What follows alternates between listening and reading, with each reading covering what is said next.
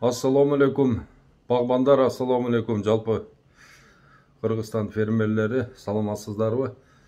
Туғандар, азыр дүние жүзүндө пандемия каптап, элдин бардыгы ушул канткенде ден соолук болот, канткенде биз мындай оорубайбыз деп тандаган эле эмне издеген эле жакшы ушул органика продукта болуп атат да. Элдин бардыгы эле ошол органический продукта болсо, ошону жесек, ошол биздин саламаттыгыбызга пайда берсе, ошол бизге витамин болсо, ошол биздин иммунитетти көтөрсө, мына ошол иммунитетибиздин күчү менен биз деген ооруну жеңил өткөрүп берсек, же такыр эле оорубай калсак деген эле адам Кыргызстан боюнча, жалпы эле дүйнө жүзү боюнча ошондой кишилер пайда болду да.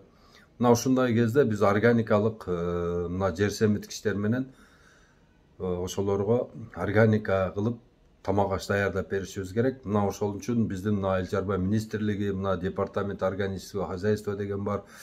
Мына ушулар азыр биздин дыйкандарга барып, мына сертификация менен заниматься этсе жакшы болот эле. Башка мамлекеттерге сата турган болсок, 100% органика, эч кандай баягындай химикалык жер семирткич иштетилген эмес, пестицид, гербицид иштетилген эмес деген сертификаты болсо, башка мамлекетке дагы сатыш оңой эле да.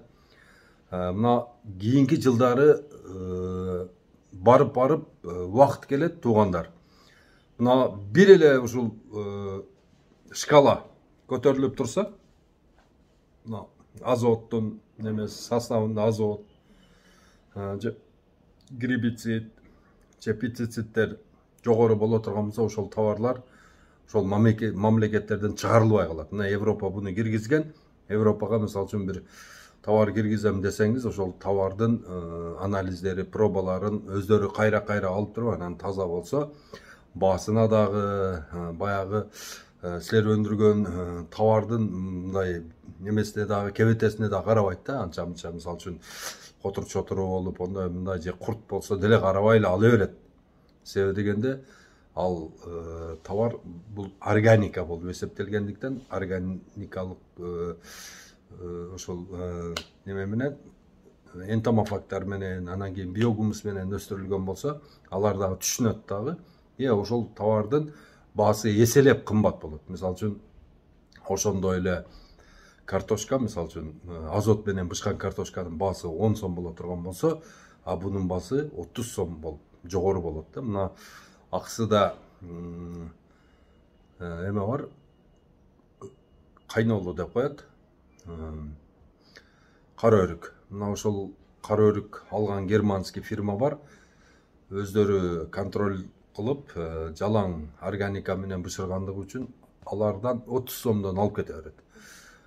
Ошол эле кезде бир эле айыл беракта ал жерде органика болбой, баягындай дарылап, астына мисалы үчүн азот, селитра же мочевина берген ошол кара өрүктөрдү баасын 10 сомдон арадан алышат да, 10 сом. Ал жерде 30 сом.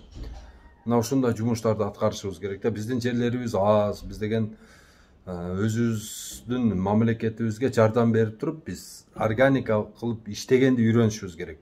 Мына биз өзүбүздүн мамлекеттен күчтүү кылып мамлекетибизди, өзүбүздүн мамлекетке бир жакшы бир мындай жардам беребиз дей турган болсок, биз деген туура тамактанып, туура огородду жакшы карап, көп жакшылыктарды кылсак болот өзүбүздүн элибиз үчүн.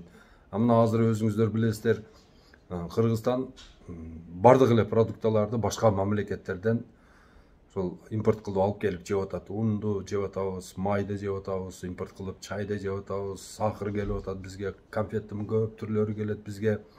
Ошондой эт келет бизге, мисалы үчүн окорочка, анан кийин буйволдун эти дейт, дагы бирдемелер кирип атат.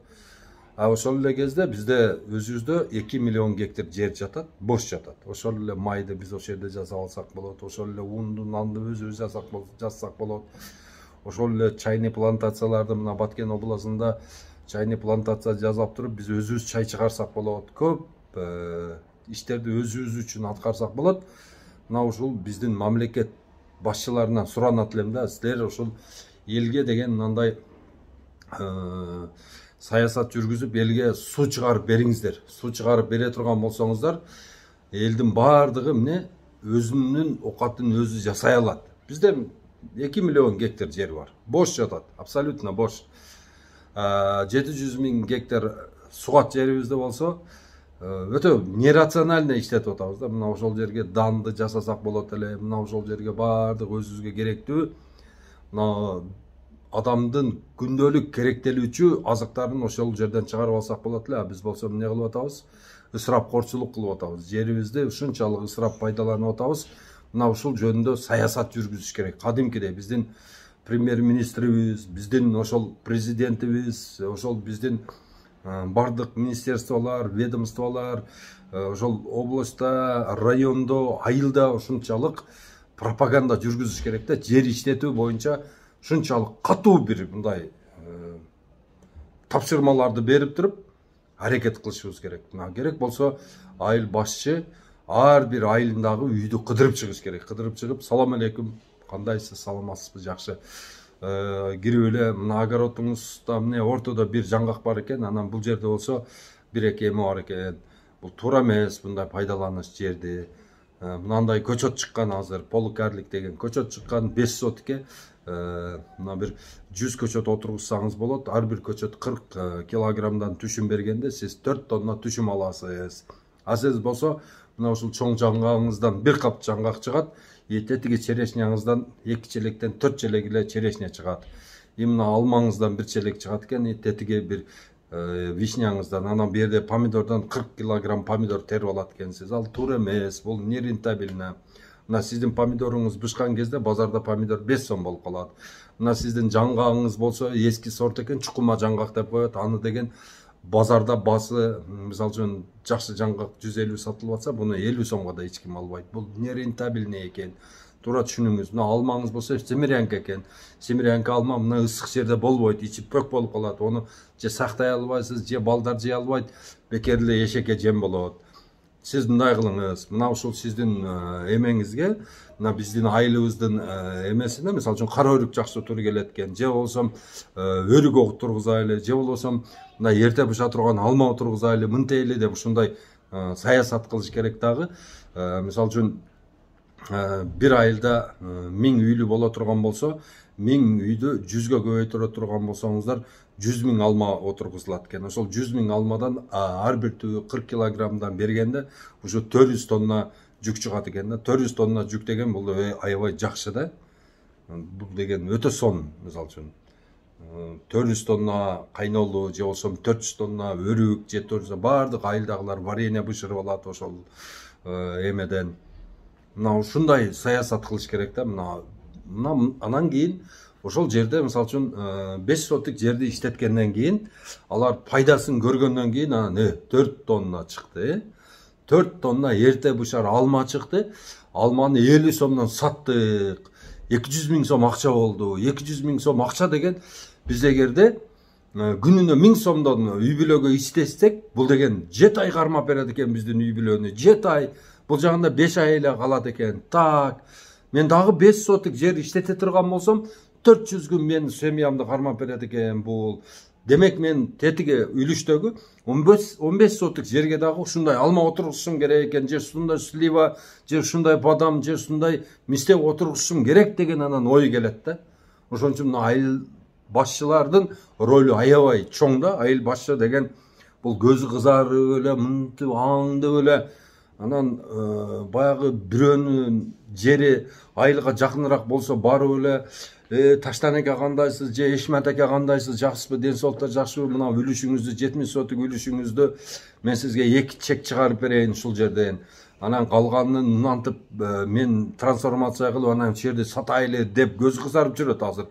Айыл башчылардын бардыгы эле ошондой да. Эптеп бир 5 жыл срок үчүн 5 жыл отура турган болсо, ошол жерден бир 2 гектар жерди трансформация кылып сатып бере турган болсо, где-то бир 100 000 доллар киреше көрөт. Ошол айыл өкмөт ошон үчүн жүрөт да. А жок, елки, мен онон көрөктү мына жерге ушул Абдулла Ташевич айткандай 1000 үйдөн 4 тоннадан чыга турган болсо, 400 000 тонна ошол сливага ар бирине 1 сомдон отуруп туруп, через өзүм клиент таап, ушуну элге отургуздуруп, үйрөтүп, анан кийин жыл сайын мен мисалы үчүн ошол жерден 4 миллиондон киреше көрүп турсам 5 жылда 20 миллион сом болот экен го деп ошону ойлонбойт да.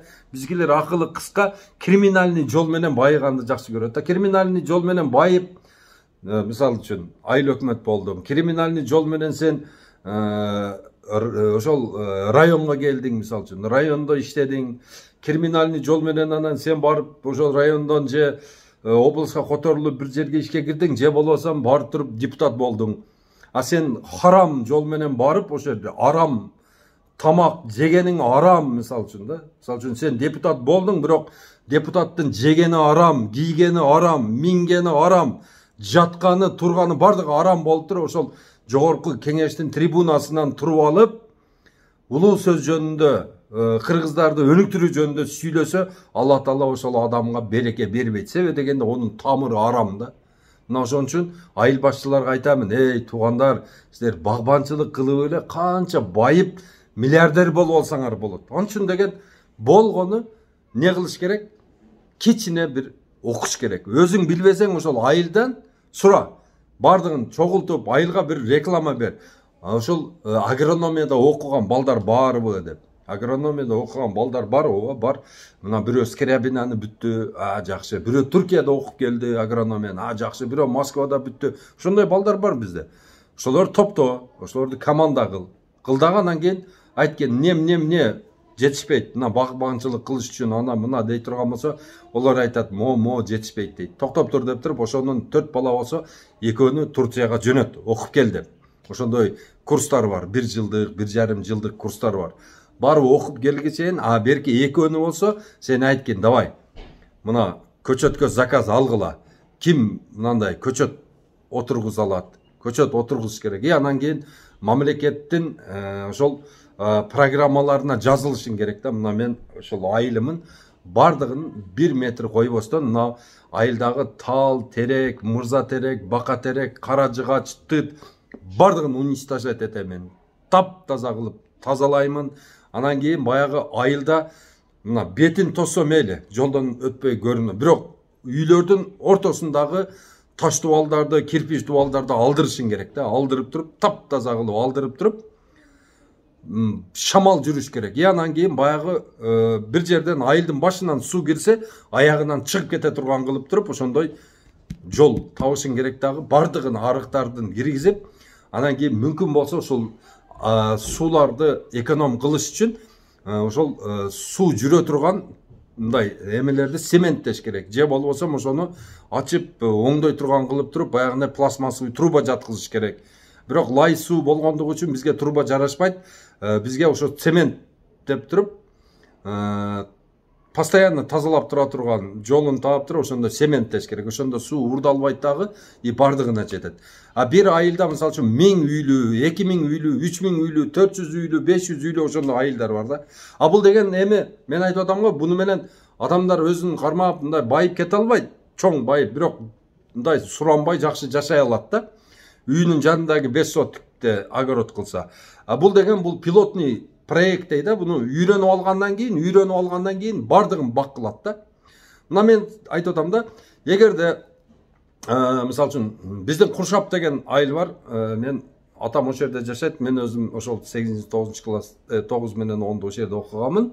Мына ошол айылда мисалы үчүн бизде слива жакшы болот да. Кече бардым, атамдын огородуна слива отургузуп койдум эле. 2 түп слива отургузуп койдум эле. Европадан келген слива эле. Эми укмуш алып тур дагы, анан кийин биздин слива болсо кичине болуп калыптыр. Кичине мына ушул сөмөйдөй да. Ал болсо уже бармактай болуп калыптыр. Эми сөмөй менен бармакты элестетип көргүлө. Ал сөмөйдөй кичине мындай түйүптүр, ал болсо бармактай болуп калыптыр уже. Себеби дегенде сорту бөлөк да. Мен толук ишендим, что Куршаптын ичинде, Куршап айылынын ичинде бардык дарактарды уничтожать этип, бирин койбой тазалап, астыларын полностью переработка кылып, дарылап, мына Куршап айылы, Мырзарык айылы, Кароол, Шерали мисалы үчүн да.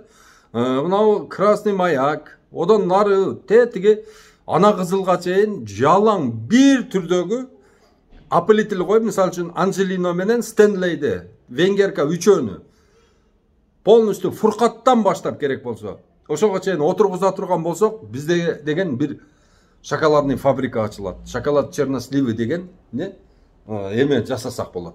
Завод ачып алсак болот да. Бирдиктүү бир тема чыгат эле. Азыр мисалы үчүн биздин огороддо черешня бар. Черешняны чымчык жеп кетет. Эң жаман жери. Анан бир өрүк бар.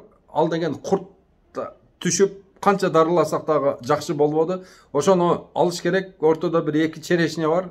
Черешнелер майда биздин черешня бушканда базарда черешня 50 сом болуп калат. Анан көрөктө ошонун баардыгын алып таштап туруп, бирин койбой. Мисалы үчүн соседтикин, өзүмүнкүн баардык куршаптыктарды шагым, жалпакташ, топорго чейин тазалап туруп, бияга Кремль, Кызыл Аскер, Кызыл Сеңир, Кызыл Октябрь, тиги Жаман Адыр, 3-чү деп коет ошону. Буяга болсо Широкий Сел бар жогун Стенлей, Анжелино и Венгерка 3 сорт слива отургузуп таштай турган болсо, о жерде миллион догон тонна слива чыгат дагы. Слива аябай бушкан кезде, мисалы үчүн Сибирь менен Новосибирский, Сибирь тиги Якутия немеге чейин фураларды коюп эле ошол жака айдай бериш керек да, ошол жака айдай бериш керек. Ошакта алар деген сливаны күтөт. Слива деген бул дары, өтө чоң дары. Мына ушулга окшогон иштерди аткарышыбыз керек да. Мына ошол жерде үйдүн алдына жасап, ошону мисалы үчүн 4 тонна чыкса, ошону 20 сомдон, 30 сомдон, 40 сомдон, 50 сомдон сата турган болсо, оңор эмес акча болуп калат ошол.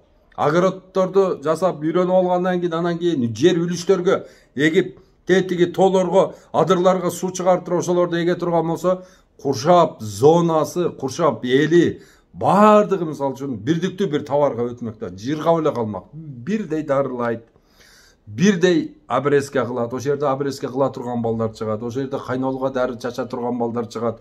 Бир кооператив болуп калат эле чоң. Мына ушуну айтып атам. Эми мына Арка деген айыл бар. Баягы кече Максат деп тажиктер агрессия кылып, военный агрессия кылып кирген жери бар го. Ошол Максаттын баягы Арка деген айылына чейин киришти го, магазиндерди өттөп. Мына ошол жерде Арка, анан 60 жылдык достук деген айылдар бар да. Орто Боз деген, Орто Бозбу? Кыргыз Чек деген айыл бар. Мына ушул айылдардын өздөрүнүн үлүш жерлери бар да. Үлүш жерлерин үстүдөн берип койгон, даштан берип койгон, суу чыкпайт, неме албайт. Мына ушул жерлердин баардыгына бадам, мисте, анан жаңгак, фундук, анан пекан деген жаңгак бар. Мына ушул 5 жаңгакты ошолдун бардык айылдагылардын бардыгына айтып туруп, бирдиктүү кылып туруп, ошо дашка бардыгы чыгып туруп, ошону отургуза турган болсо, сууну болсо өдөдөн алып түшүш керек. Маргүн, Дархум деген жерлер бар. Мына ошол жерден дамба кылып туруп, ошол жерде чоң суулар агат. Ошонун көзүн ачыш керек. Ошону деген баягында үстүнө вакуум насос коюп туруп, ошол жерде насос чыгарып, ошол жерде БСРге куюп, ошону суу айдап берип, постоянно тамчылатуу сугаруу менен ошол жерде, эми мен билбейм. Ошол жерде бир эле ошол айыл өкмөт Карим ака иштетип атат, где-то бир 50 гектар жерди бир эле киши иштетип атат да. Айыл өкмөт болуп туруп, эч ким карабай койгон жерди балдары менен иштетип, ошол жерден шапталы эккен. Шапталысы мисалы үчүн Бишкектин базарын ээлеп атат да азыр. Биринчи болуп бышат, акча мындай таап атышат да. Бала чакасы менен 50 гектар жерден ар бир гектарынан 30 тоннадан жүк чыкканда канчалап акча жасап атышат да.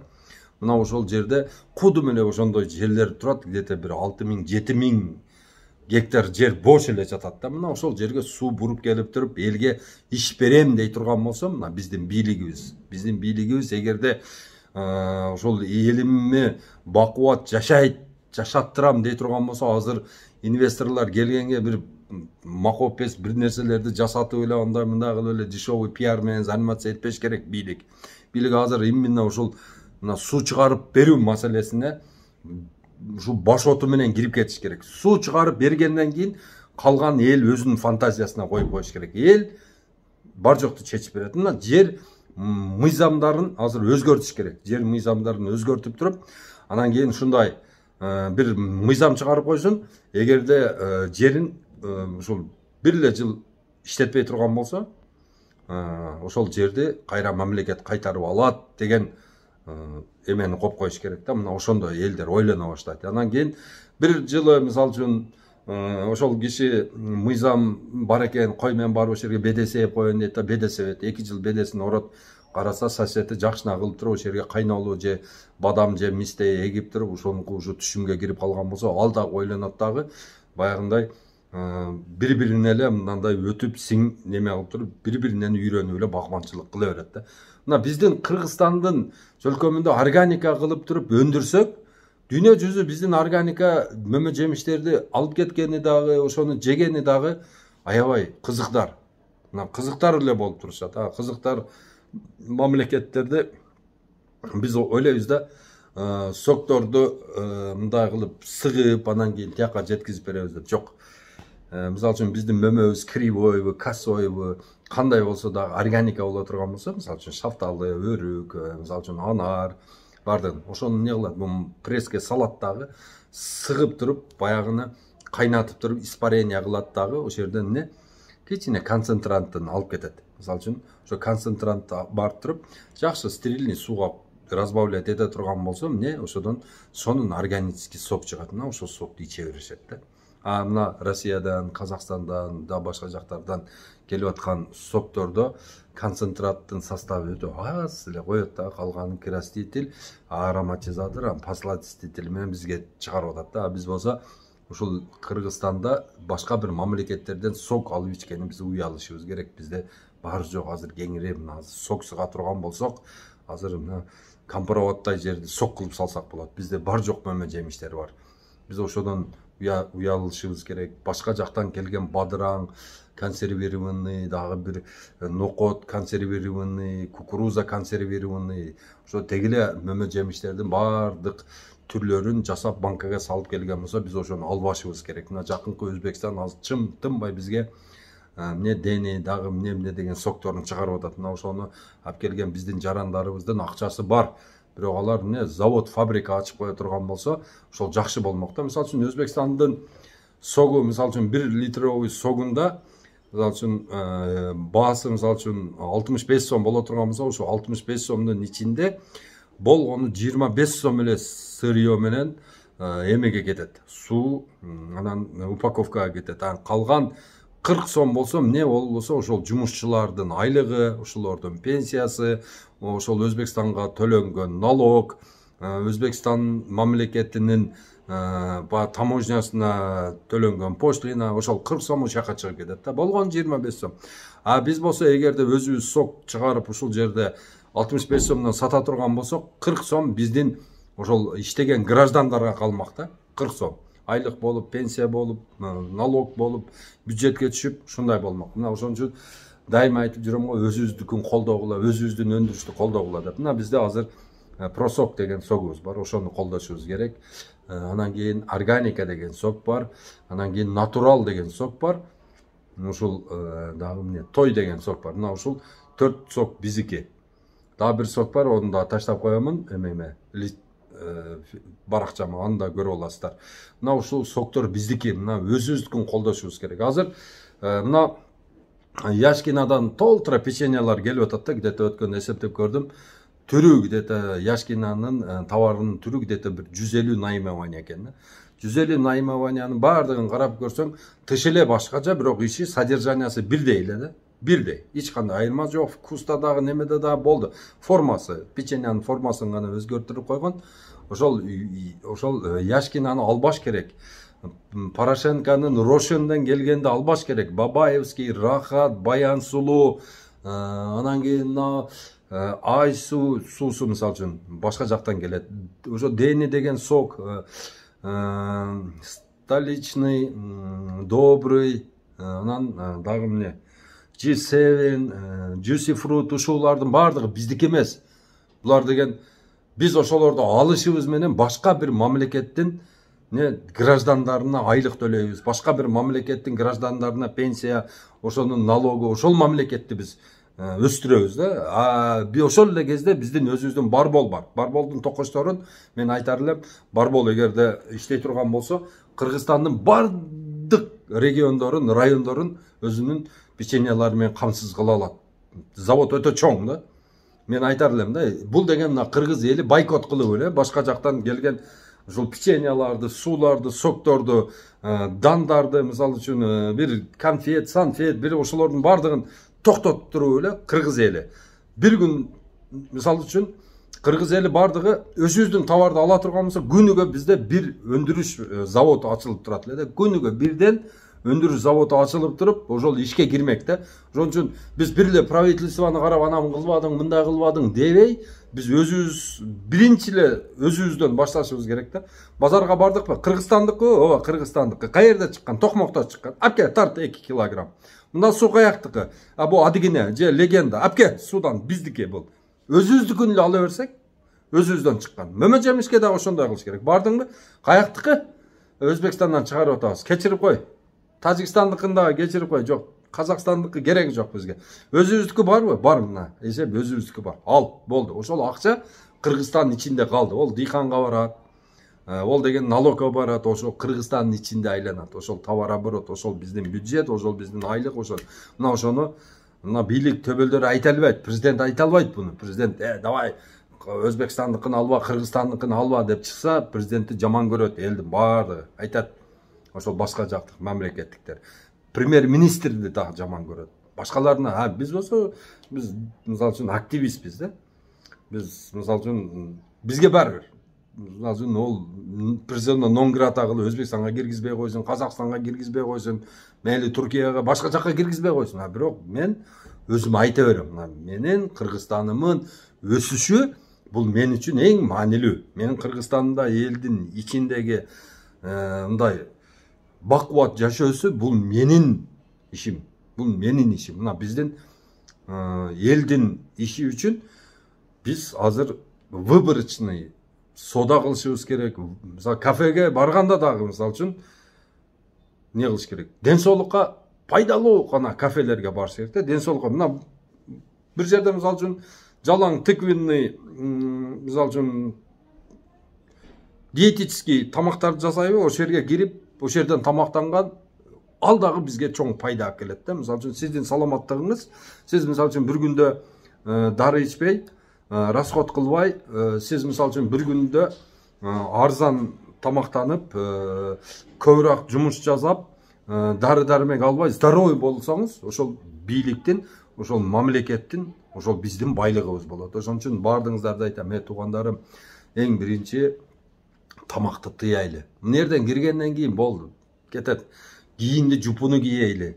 Кийинди аябай жупуну кийип, жупуну жашоого үйрөнөлү. Мисалы үчүн биздин баягы мындай акчабыз көп болбосун, башкабыз көп болбосун, бирок биздин жүрөгүбүз, ден соолугубуз, мисалы үчүн ойлорубуз, бар жогубуз таза болуш керек. Мына ошондо андан кийин биз чыныгы өнүгүү жолуна чыгабыз. Ага чейин баягы мен атамдын сөзү бар. Тартып жесең тай ашат дейт да. Коюу жесең кой ашат дейт. Бул атам философиясын эстеп алып мен шунчалык таң калам да. Бул аксакалдын сөзүндө бир чоң бир философия жатат экен да. Тартып ичсең тай ашат. Коюу ичсең кой ашат дейт да. Бул тай ашканы жакшы да биз үчүн. Ошон үчүн туугандарым, тартып ичели дагы тай ашырайлы. Ошол тайды тарбиялап жакшы ат кылайлы. Ошол атты болсо эмне кылайлы? Минеп туруп өзүбүздүн жумуштарга иштетели. Мына ушул философияны каттуу кармайлы. Эми туугандарым, азыр кыргыз үчүн эң важный болгон бул ден соолук булагы болуп атат. Ошон үчүн органика кылып тамак аш өндүрүүнү үйрөнүңүздөр. Бардыгыңыздарды ушул биогумус чыгаруу бизнесине чакырамын. Эгерде кандайдыр бир суроолоруңар болуп калса 0550 20 0007ге WhatsApp'тан ошол биогумус маалымат деп жазсаңыздар, мен силерге видео сабактарды жөнөтөмүн. Мына ошол жерден силер сөөлжан багышты үйрөнүп аласыздар. Ассаламу алейкум.